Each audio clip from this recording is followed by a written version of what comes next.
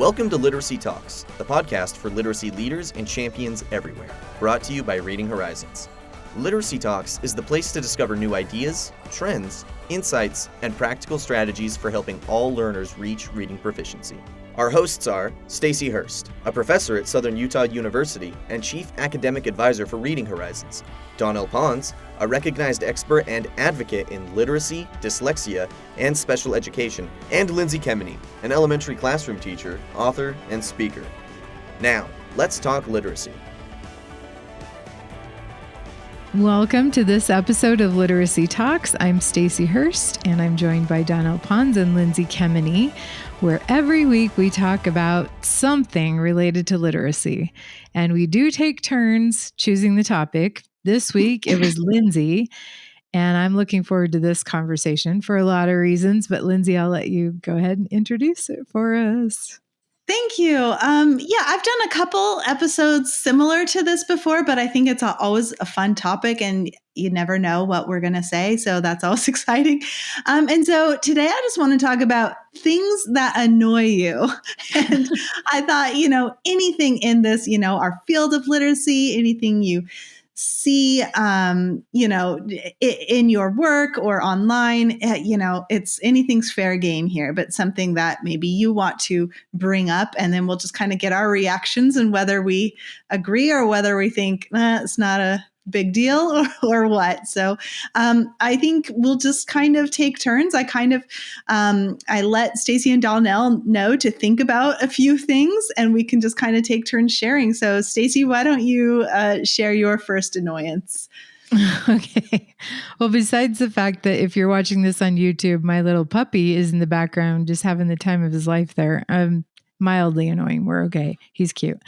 No, I think this came up just last week, and it is something that, because you'd already given us the topic, Lindsay, I let probably move from a minor annoyance to a little bit more major.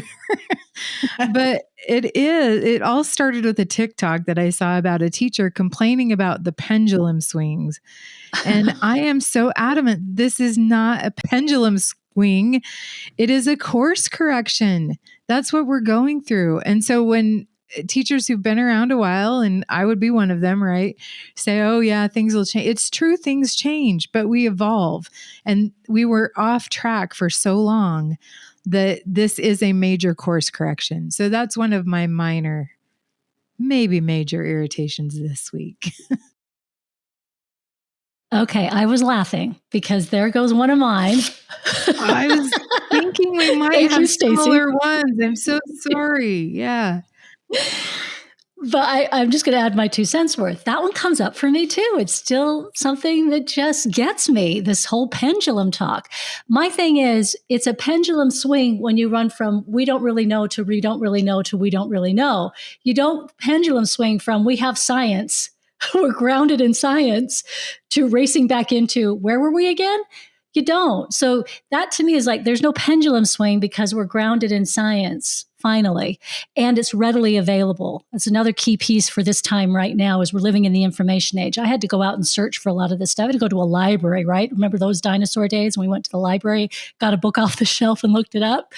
We're not there. So we have this readily available to us. Sometimes it's behind a paywall. Yeah, so you have to get resources, but it's available. And so I agree. Oh, I'm so with you. I'm glad you said that too, because adding frustration to that, for me as an educator, is the way they use the term, the science of reading. Oh, we know the science of reading is the current thing. It actually has been around a long time. It's not new. And as a teacher, I guess I could add that maybe I'm going to just attach it to this annoyance. But I remember being so annoyed when I learned that this research had been there all along. To your point, Donnell, I just didn't know it. I didn't have access. So yeah, see what you started, Lindsay, already. Yeah, this is good. Here's some thoughts. This is why I think it can be easy to think of it as a pendulum swing, maybe. Because I think we have a tendency to overcorrect.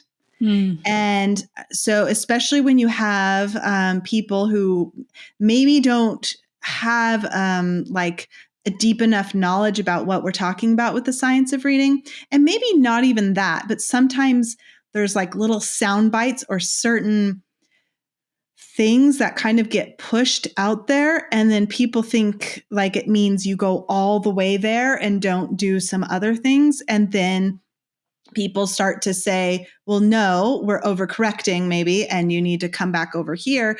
Where I think we do have a tendency to swing too far one way or the other. So like, for example, with decodable text, we know decodable texts are so important. And I think a lot of us understand that it is a scaffold, it's a great way to practice, but you move away from that when the child is ready. Right. But I think we have some that are overcorrecting, and now they're like in 4th grade and their admin is telling them, oh, they have to use decodables. And so then when they hear someone say, well, no, that some students might not need decodables, not all, they might see it as this back and forth thing. I just kind of wonder about that. It's the same. I feel like what's happening right now with background knowledge, that is so important and an area that we really neglected, but it doesn't mean that now we only work on background knowledge and we neglect strategies, but it's comprehension strategies in the service of learning, knowledge. And so I think there's so many nuances, and I wonder if that can contribute to people thinking this is a pendulum swing. Any thoughts on that? So, Lindsay, I like this topic, and I'm glad you attached it immediately to this, because I'd rather that we get the definition and an understanding, because overcorrection is something we should always be concerned about. Always be concerned about is overcorrection, because I think that can happen a lot of times with various things we're doing. How about you, Stacey? You're going to say something. Yeah, and I agree with that. And having been a teacher who, I felt when older teachers would say, more experienced, I should say, teachers would say to me, oh, this is the pendulum swing. I actually very early on could understand why they say that, because we're at the mercy of people making decisions for us. And I think that's at the heart of that comment. What frustrates me about it is that people close their mind when they dismiss it like that. And we should always be learning and growing. And even like what you said about background knowledge, Lindsay, that's really critical, that they know the difference between background knowledge and comprehension strategies, right? And a phrase we've used often on this podcast is, let's not throw the baby out with the bathwater. So I think there's so many complex things going into why people say that. And I definitely understand the feeling of it. But if you find those words coming out of your mouth and you're listening to our podcast, maybe just pause and consider what about this pendulum swing is different. Because I don't think it's that. It's a course correction. Yeah. And I would love for people to share that message more often. And just that term, science of reading. I mean, we are talking about the science and we're talking about research. And so I get really concerned when people attach that term to certain programs. And honestly, certain programs saying like, this is the science of reading, because what happens when that program doesn't work? Then everyone's thinking, oh, the science of reading doesn't work. So goodbye, we're going back, And so it really concerns me. And it's like you said, Stacey, I love how you're saying this is not a pendulum swing. This is a course correction. And, we always need to be aligning as close as we can with the evidence base. And when things aren't working, we've got to figure out why. There isn't a perfect program out there. And so, we've talked about before, there's kind of this problem with the term science of reading, because it's starting to mean different things for different people. And so it is really concerning, because you don't want it to turn into someone thinking that this is just another fad or pendulum swing. Okay, Donnell, what's your first one to share? Your one was taken, but what's your next Moving one? on, because I couldn't take that one. You guys were kind of touching on it, though. It's one that I scribbled down very quickly when I thought of it. It's this crowding into the marketplace of curriculum and materials all labeled science of reading.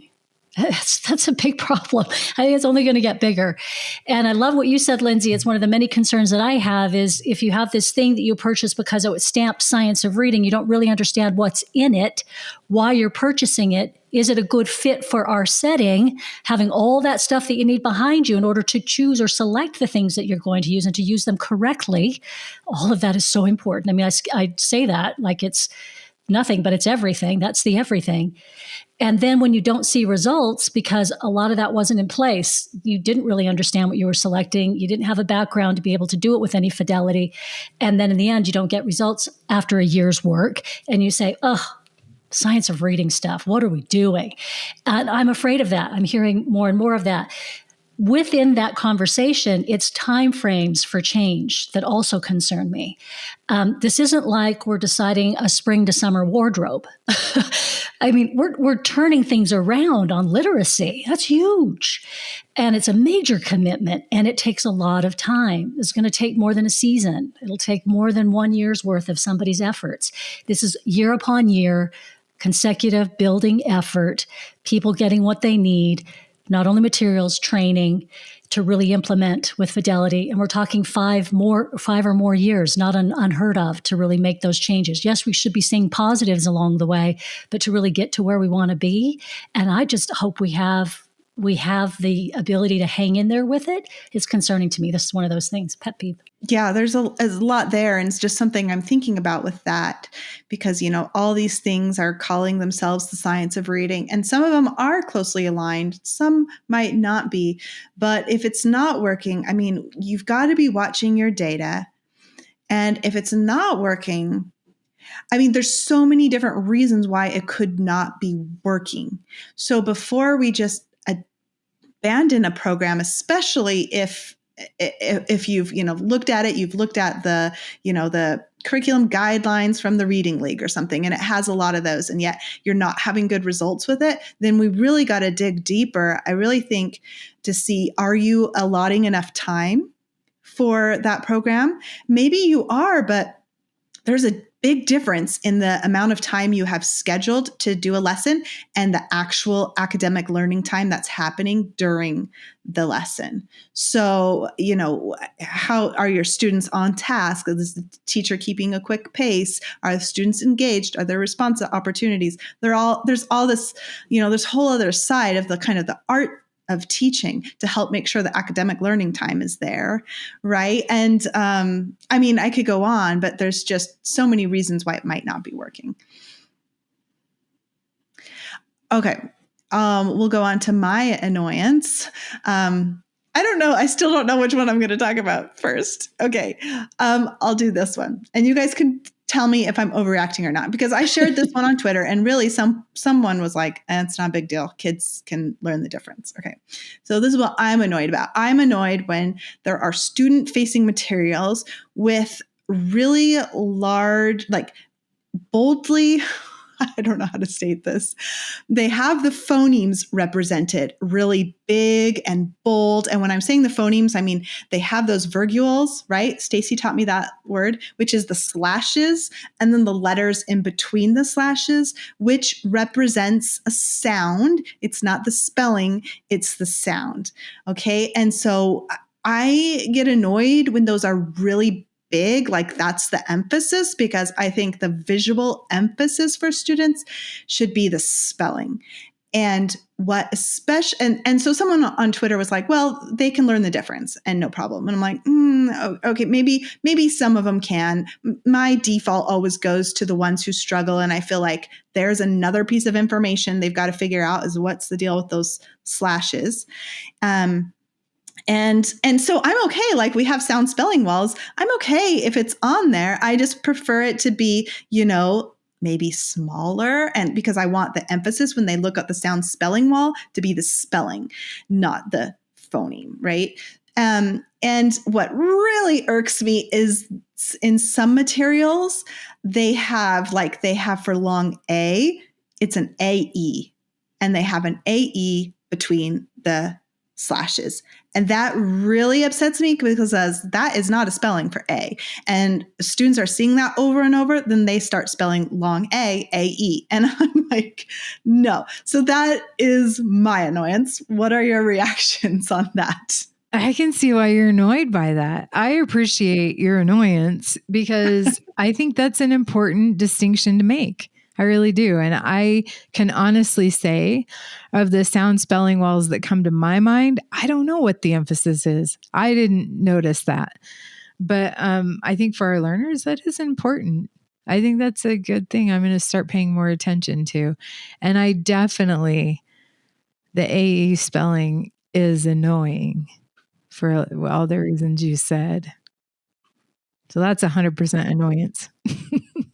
I'm going to add in that, yeah, I'm annoyed too. And you know what this brings me back to, Lindsay, this particular thing that we're talking about here, sound walls, is a conversation I was able to have with someone at the Big Sky Reading Conference. And it was someone who had done a fair amount of work with Linnea Erie, and she made some comments and had some comments about sound walls. And what was nice is because you're not so attached to an idea about how something should be done, you're open to when someone says, hey, remember what this science or research that we do have actually says, what that might look like in a classroom, you're able to have some really good constructive conversations. And I felt like I was able to have a really good constructive conversation because of that. And it was also the fact that I was able to see the importance of reevaluating what exactly did the research say.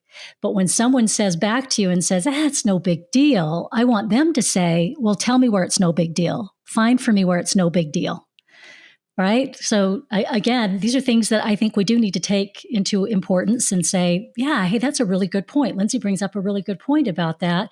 If I feel like it's no big deal, what backs me up? What supports me in thinking it's no big deal? Otherwise, it should be a pretty big deal because that's where we're doing this overcorrection and saying sounds are great. Then why don't we go all the way and say, hey, I'm going to focus in on how a sound is spelled or the spelling that might represent a sound rather than the spelling it within a word. That's important. Those are important things.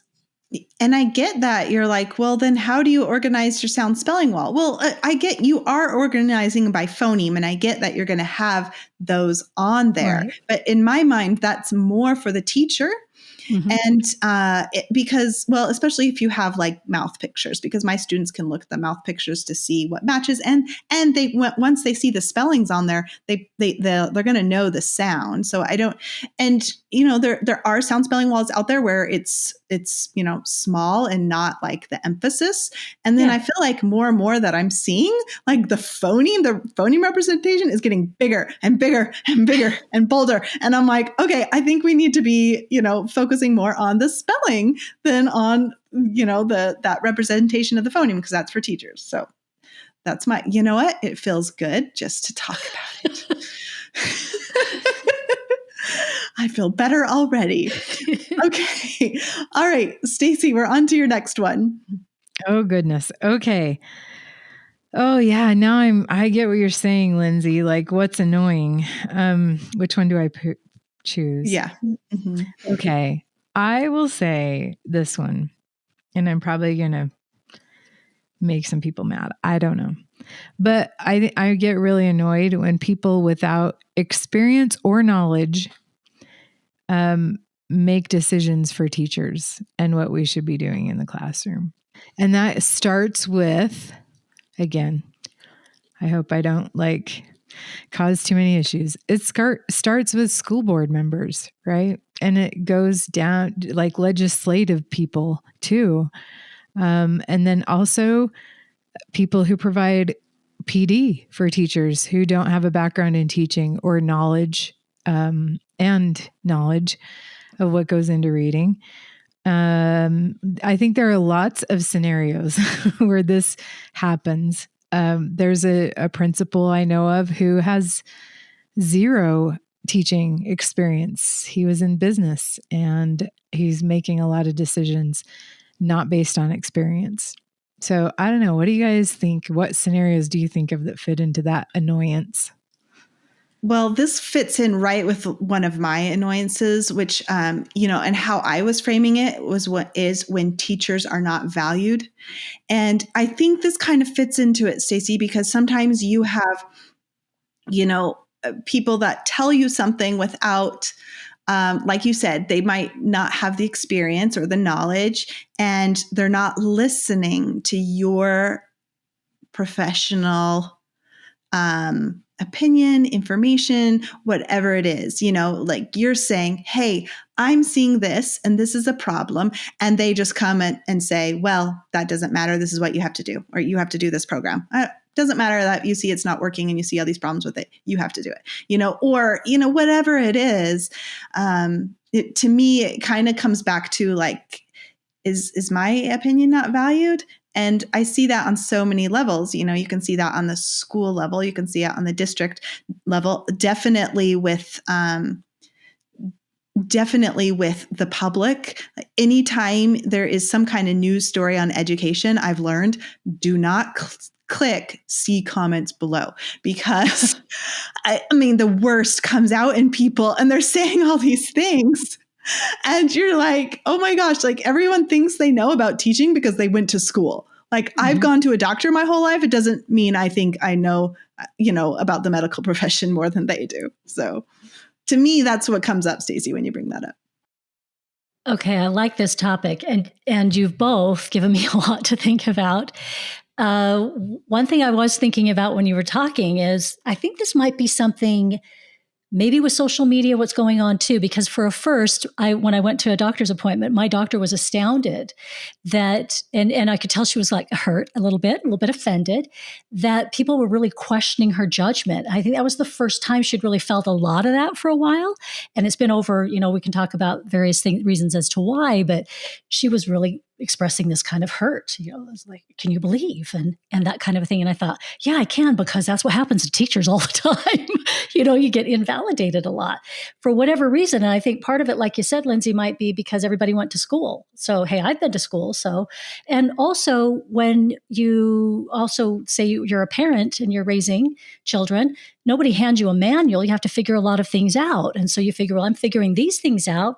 I figured out these things. Teaching is pretty interesting because it's a crossroads of, a lot of people do it and you're asked to do teaching in many different ways, right? But then there's also this specific area where we think there's some training that goes into it and some research and some evidence of how that stuff works well. And we expect people to know that. And that's called a teacher who's trained. And I think that's a really interesting juncture. It's just how much respect do we give to that and to what teachers do as a job. It's interesting. Yeah, the three of us were actually in a conversation one time when someone had stated, that they had a 5-year-old, so they knew exactly what we were talking about, kind of. And we're kind of like, not really. And because even though it's like, yes, that's so great, you have an experience of maybe working with a budding reader or whatever, it's still not the same. That experience with those your child, and your child is very different than, those of us who are seeing many different students with different profiles, and sometimes I think that is the problem, that sometimes some people speak from their experience as a parent with their kids. So, and we all do that to some extent. Obviously, I do that with a son with dyslexia, but if I had not had him, I would have been speaking to my experience with my other 3 children and like, oh, that's no big deal. Kids pick up on that, versus then I had one and realized, oh my gosh, I'm doing all the same things and it's very different. And so I hear that sometimes, there was even just something I was listening to not long ago, and I was thinking, that is probably why they have that theory, like whatever with balanced literacy or whatever it could be. But the person was saying, well, this is how I taught my children, and they just figured I just did this. Or like I just read to them and they figured out the code. So that's all you need to do. But that you only know the experience with that child or your children. It's very different than everyone else. Yeah, I think this profession is more amenable to the Dunning-Kruger effect than probably any others, right? just because of that. So many people have gone to school. So many people have taught something, right?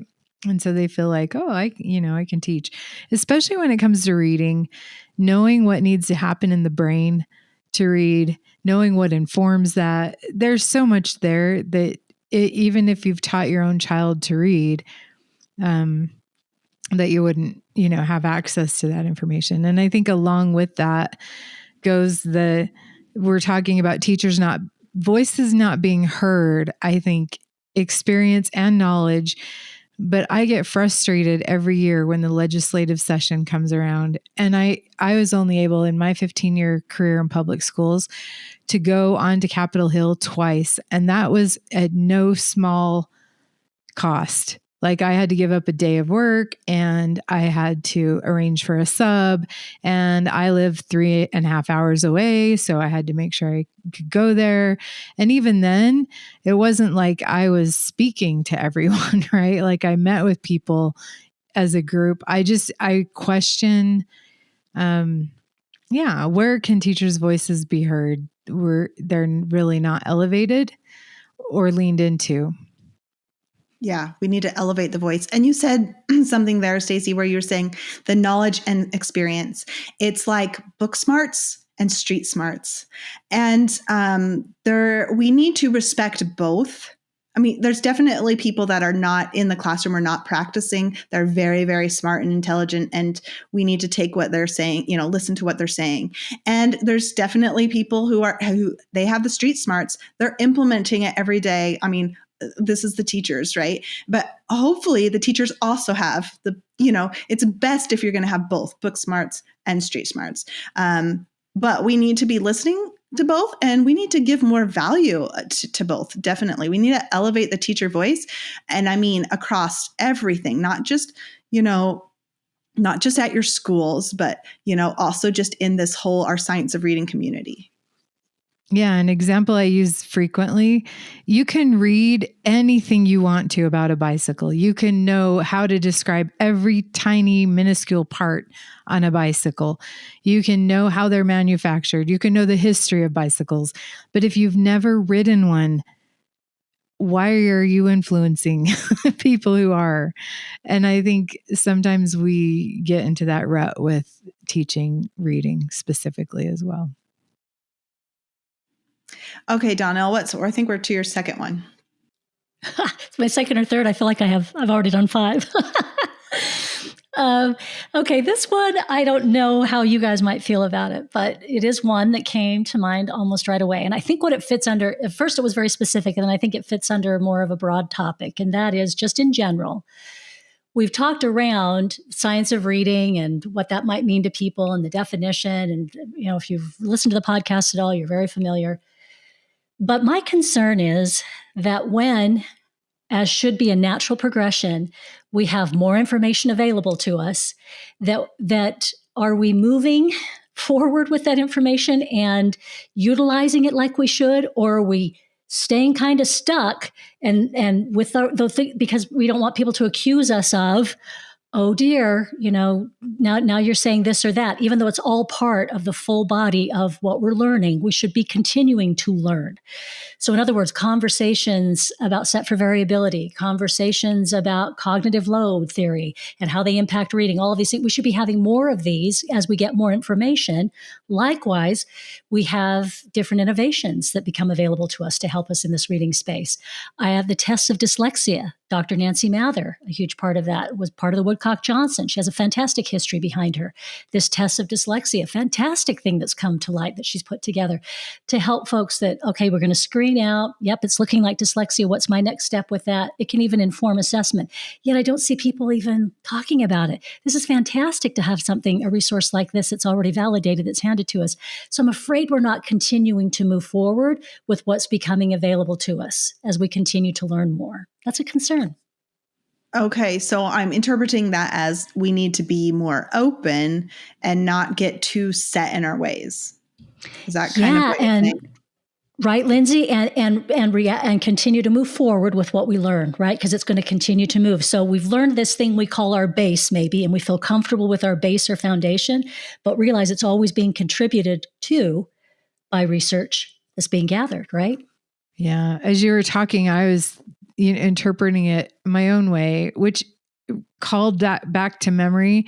Anytime we had a professional development session, I'm including things like letters as well. And then we don't have the resources to implement it. And time is an important resource. So you mentioned this already, Donnell, like the unreasonable timelines that are imposed oftentimes on teaching and learning, frankly, when they shouldn't be. But when I'm thinking about, okay, so we've just had this fantastic PD and school starts tomorrow. So when do I have the time to really understand this for myself, get the materials ready, figure how I'm going to use it in my classroom, and then have the time and support as I implement it?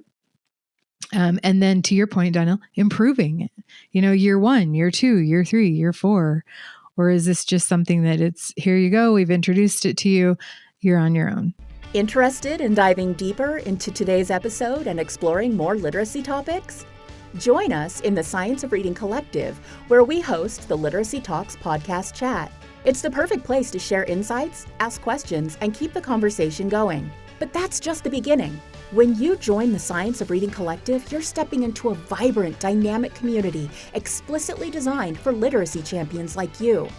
Access decodable text, sound wall resources, and professional learning in our AI-enhanced community, all brought to you absolutely free. Find us at collective.readinghorizons.com. Join the Science of Reading Collective today and be part of a movement that's eradicating illiteracy. That's collective.readinghorizons.com. Okay. Back to me. So I am annoyed when we teach high frequency words to students before they can decode and before they know the alphabet. That is a big annoyance to me. I don't know why the rush. I think, beginning kindergarten, you don't need to be, you can wait a couple months before you introduce high frequency words. It just, to me, it's setting them up for just getting the wrong idea of what reading is, because they only know 5 letters, but now you're going to teach them a word that they can't connect, any letters or sounds to. And so now you're just teaching them to, look at it as a whole and memorize it. And that bothers me. So I just think we don't need to rush, and we don't need, 100 high frequency words in kindergarten. Let's slow down and let's focus on having them get their letter names and sounds at the beginning of the year and learning how to blend into those little CVC words. And let's be working on that before we think of adding in high frequency words. It's definitely competing for cognitive space when you do that, right? I just think of some districts that say, oh, your students need to know 100 high frequency words by the end of the year in kindergarten. That's way too many. But also, you said it, Lindsay, students will get the wrong idea of what goes into reading. But they need more exposures, by the way, to memorize words as a whole than they would if you taught the sound symbol correspondence. But you're also confusing the brain. You're not building the pathways in the brain that need to be built. So I think that's a fair annoyance. And I do feel like you could introduce some of them very early on, right? Just as you teach the letters of the alphabet and the sounds that they spell, if you're really hankering to do that. This made me think of that complaint you often might hear where somebody in a school says, geez, every parent thinks their kid has dyslexia. Well, if you want a lot of kids to look like they might have dyslexia, try forcing them to pick up 100 of those words, right, in kindergarten. That load we're talking about. When you ask really huge things of students that are developmentally inappropriate, then you're going to see some things that you might say, oh, dear goodness, what's going on in this classroom? So we need to be thinking. It's an excellent one. Thank you, Lindsay. Do we want to share one more, or are we good there? Have we done enough snark yet? I know. How do we well, I do have one more that is just really annoying me even more. Okay, I was going to say, is there anything burning right now that you really need to get out? Well, kind of, yeah. I'll feel better and we can talk about it or not. But I'm so annoyed that teachers largely are responsible for their own professional progress.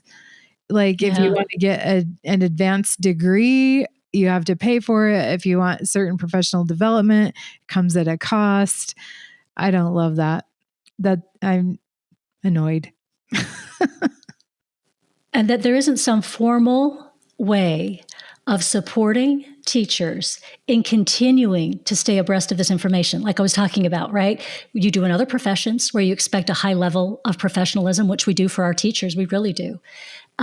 So I agree with you. It's one that sticks out there for me too. So we need to build it in somehow because, like we were saying, in a recent episode, just how teachers don't have time. We don't have time for anything. But if we're building something in, we're maybe building in time for those professional learning communities where we have time to like dig into a topic and figure out how to implement it. Yeah, that would be wonderful. And I like what you're saying, Stacey. Like I would have loved for, to have help paying for my master's program or, whatever. And I've written a lot of grants for PD training. And I'm actually I love that my school district provides a grant every year for professional development, that you get to choose a conference, right? But yeah, I would love more of that. And I would love, all teachers to have that chance just because, we will go to conferences and, it's always sad to me that there's not very many teachers at the conferences. And I wish we would pay for them more to go. Yeah. And that's one reason I do love about our podcast. We always do a summary episode. It's not nearly enough, but I do feel a personal responsibility because I've been lucky. I've had many opportunities to attend many conferences, and I don't take that lightly. I feel like there's always things we can share. And, just to add a positive note to this conversation, which I think, all of these things are really important to talk about because they're relevant. And I'm certain we're not the only ones thinking about them. That's for sure. I'm sure there have been listeners, and I'm sure somebody's probably speaking right now as we're saying this podcast, they're talking a lot, but you missed this one because there's plenty. But I wanted to just end with, I had an opportunity recently. I was in a group and people were doing introductions or people unfamiliar with each other. And someone asked me what I do. What do you do? And so when I explained what I do, immediately, it was very interesting. It was almost, I don't know what would be a similar profession somebody might say where others are interested. But right away, many people turned to be a part of the conversation and they were very interested. And that to me said a couple of things. One, it said perhaps some of these folks have had people in their lives that they love or even themselves who have struggled with reading and they really wanted to know more. So it drew their attention. That might be one way of looking at it. Another way I was thinking is maybe we're getting somewhere with people caring more about how we learn to read. That would be great. I'd love to think that too. But upon leaving, when my husband and I were talking, and my husband said, there are very few times when somebody says what they do that interests me nearly as much. And clearly it's because he has dyslexia. I'm sure that's a part of it. But he said, it doesn't interest me nearly as much as what you and your associates do, meaning other teachers, tutors, those who help folks learn to read. He said, there simply isn't anything anybody else does that is nearly as important. I've never met anyone that does anything as important. And it's true. Yet, sorry, I'm just going to flip it right back to the negative. Stacey. Look at me go. And I'm going to get in some real trouble if this gets to the nation, but it won't, I trust. I get so annoyed every time I hear of a professional athlete's new contract. Millions, billions of dollars. And it's not that they don't work hard. I love sports. I do. I'm not anti, but compared to a teacher contract. Yeah. And you, like you said, Donnell, it's the most important thing. Sports are entertainment. And for some people, their life, but for society, they play an important role, but not as important as reading. Yeah. Comes back again to valuing our teachers and not just saying it, but following through with actions. And, how are we valuing teachers? Yeah. And on a positive note, Donnell, I had a student just today after class, and we're just a few weeks into the semester, come up to me and say, I'm really interested in being a literacy coach and a reading specialist. And I said, oh, she's like, freshman. I'm like, what interests you? Well, I love this class and I love all the things that we've learned so far. It's made reading make so much sense. I love reading and I've always felt it's really important for people to know. And so there are lots of reasons to be hopeful.